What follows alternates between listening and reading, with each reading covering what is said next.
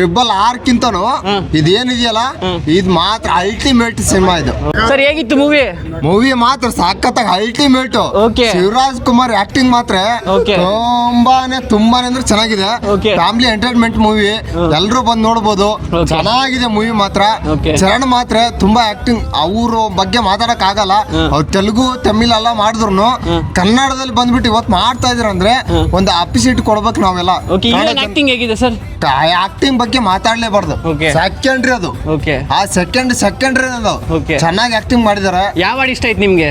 ನಮ್ಗೆ ಒಂದು ಸಾಂಗ್ ಇಷ್ಟ ಆಗಿದ್ದು ಅಂದ್ರೆ ಚಿಗ್ರಿ ಚಿಗ್ರಿ. ಓಕೆ, ಸ್ಟೆಪ್ ಹಾಕಿ ಒಂದು ನೋಡೋಣ.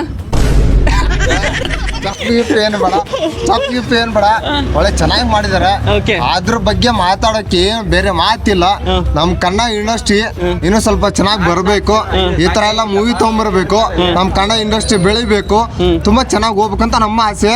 ಬಟ್ ಆದ್ರೆ ಚರಣ್ ಆಯ್ತು, ಶಿವರಾಜ್ ಕುಮಾರ್ ಆಯ್ತು, ಅವ್ರು ಮಾಡಿರೋ ಮೂವಿ ಮಾತ್ರ ಒಂದು ಒಳ್ಳೆ ಎಂಟರ್ಟೈನ್ಮೆಂಟ್ ಮೂವಿ. RRRಕ್ಕಿಂತನೂ ಇದೇನಿದೆಯಲ್ಲ ಇದು ಮಾತ್ರ ಅಲ್ಟಿಮೇಟ್ ಸಿನಿಮಾ ಇದು.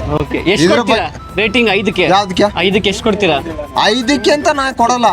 ಬಟ್ ನಾವು ಕೊಡೋದೇನು ಅಂದ್ರೆ 100 days ಈ ಮೂವಿ ಹೋಗುತ್ತೆ ಅಂತ ಕೊಡೋದು. ಸೂಪರ್ ಆಗಿದೆ. ಸೂಪರ್ ಆಗಿದೆ.